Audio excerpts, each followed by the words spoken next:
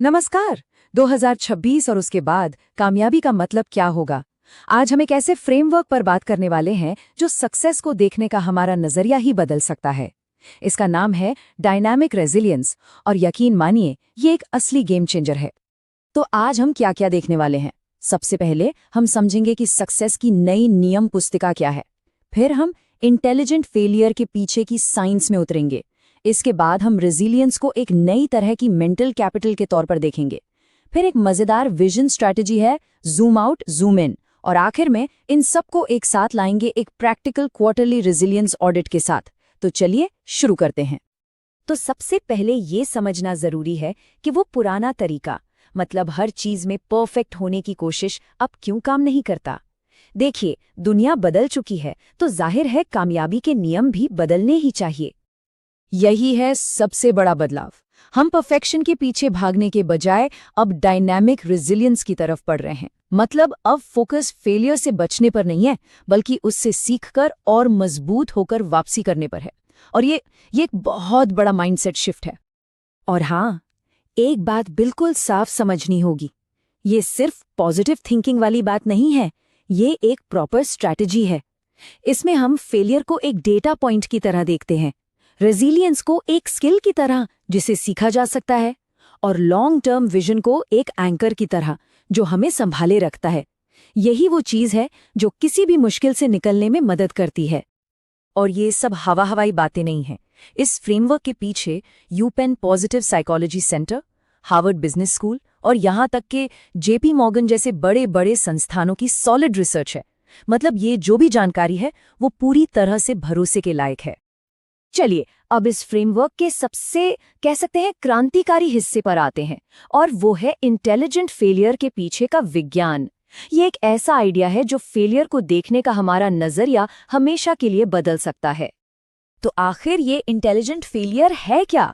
इसे एक अच्छी फेलियर की तरह समझिए। ये तब होती है जब हम कोई बिल्कुल नई चीज ट्राई कर रहे होते हैं, किसी हाइपोथेसिस को टेस्ट कर रहे होते हैं, और भले ही वो चीज काम ना करे, हमें कुछ बहुत जरूरी सीखने को मिलता है। ये सीखने के लिए चुकाई गई एक छोटी सी कीमत। अब ये जो टेबल है ये कमाल की है, क्योंकि ये हमें ब्लेम गेम से बाहर निकालती है। ये फेलियर को 3 हिस्सों में बांटती है। पहला है बेसिक फेलियर, मतलब लापरवाही से हुई गलती जिसे रोकना चाहिए। दूसरा है कॉम्प्लेक्स फेलियर, जो कई वजहों से होता है, जिसे कम करने की कोशिश करनी चाहिए। और तीसरा इंटेलिजेंट फेलियर, जिसे हमें सेलिब्रेट करना चाहिए, क्योंकि असली लर्निंग तो यहीं से मिलती है। ठीक है, तो अब जब हम फेलियर को एक नए नजरिए से देख रहे हैं, तो हमें उन झटकों से उभरने की क्षमता भी तो बनानी होगी, राइट?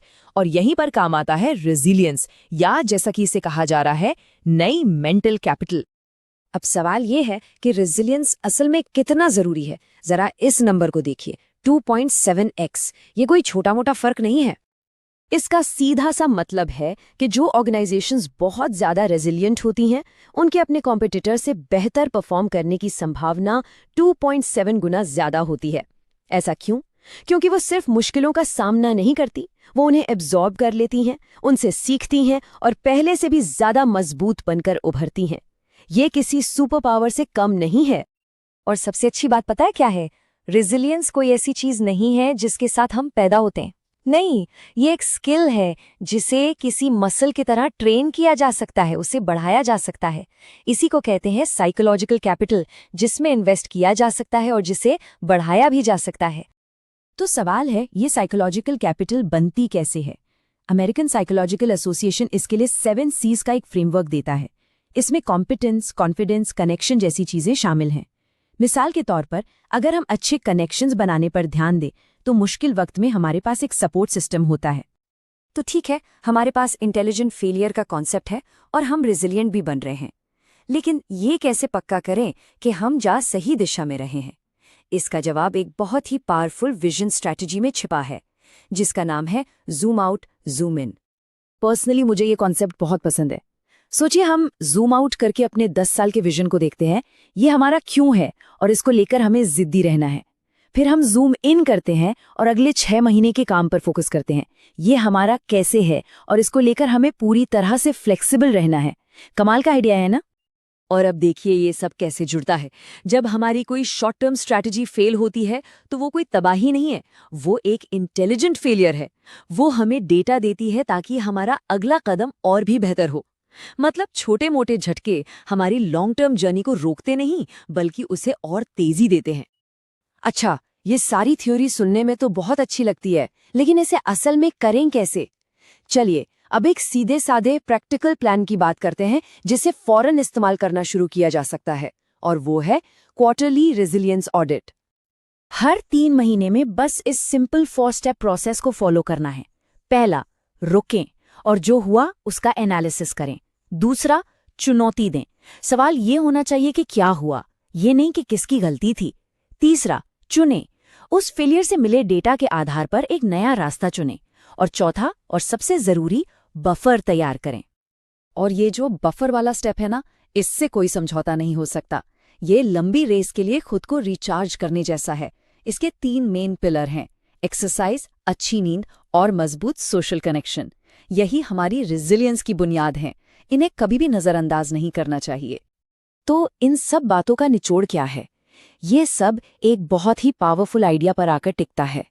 फेलियर को एक बड़ी तबाही की तरह देखना बंद करना होगा। इसके बजाय उसे एक कम कीमत वाली इनसाइट या सीख की तरह देखना होगा। बस ये समझिए कि ये सीखने के लिए चुकाई गई एक छोटी सी फीस है। तो जाते जाते बस एक सवाल छोड़ जाता हूँ, वो पहली इंटेलिजेंट फेलियर कौन सी हो सकती है? ऐसी कौन सी जगह है जहाँ एक छोटा सा एक्सपेरिमेंट करके वो कीमती, कम कीमत वाली सीख हासिल की जा सकती है जो लॉन्ग टर्म विजन को रफ्तार दे सके? इस पर जरूर सोचिएगा। हमारे साथ जुड़ने के लिए धन्यवाद।